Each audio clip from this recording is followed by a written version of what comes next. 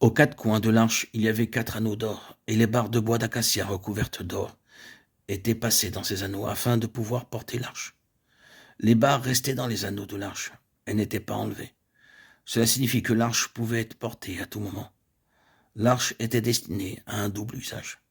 D'une part, elle était le centre de l'adoration car elle avait été disposée dans le lieu très saint, là même où Dieu et les hommes pouvaient se rencontrer. Si quelqu'un avait le désir d'adorer Dieu, il devait aller devant l'arche pour cela, car l'adoration n'était pas possible sans l'arche. D'autre part, elle servait de guide au peuple de Dieu. Elle partait devant, suivie par le peuple d'Israël, Nombre 10, 33, Josué 3, 3.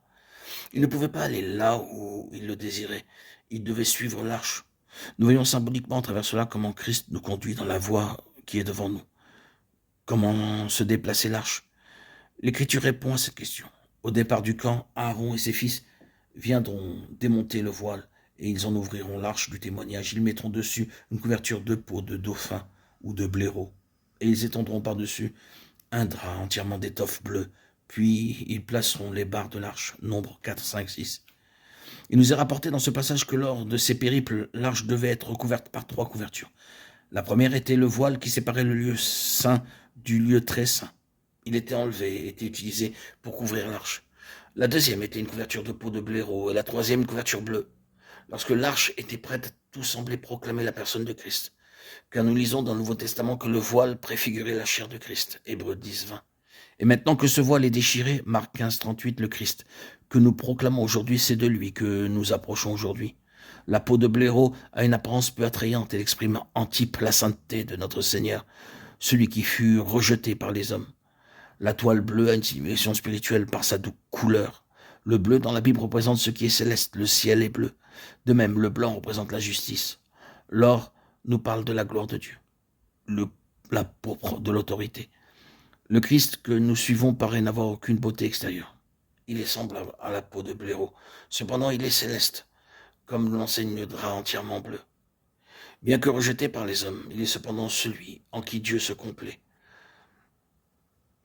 Le Christ que nous annonçons est le Seigneur vers lequel nous pouvons aller rejeté par les hommes, mais en qui cependant Dieu est satisfait. Lorsque nous parcourons quelque peu l'histoire de l'arche, nous découvrons de cette manière la relation entre l'arche et le peuple d'Israël, mais aussi la relation qui existe entre Christ et nous-mêmes. Quand les sacrificateurs qui portaient l'arche furent arrivés au Jourdain et que leurs pieds se furent mouillés au bord de l'eau du Jourdain, le Jourdain regorge par-dessus toutes ses rives tout le temps de la moisson.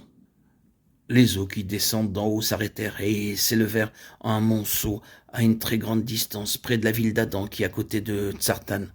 Et celles qui descendaient vers la mer de la plaine, la mer salée, furent complètement coupés. Le peuple passa vis-à-vis de Jéricho. Les sacrificateurs qui portaient l'arche de l'alliance de l'Éternel s'arrêtèrent de pied ferme sur le sec, au milieu du Jourdain, pendant que tout Israël passait à sec, jusqu'à ce que toute la nation eût achevé de passer le Jourdain. Josué 3, 10, 17. Ce passage de la Bible nous dit comment l'arche introduisit le peuple d'Israël dans le pays de Canaan. L'arche fut la dernière à sortir de l'eau et aussi la première à y entrer. Par cela même, nous réalisons qu'une puissance plus forte que la mort conduisit les Israélites en toute sécurité à travers le Jourdain.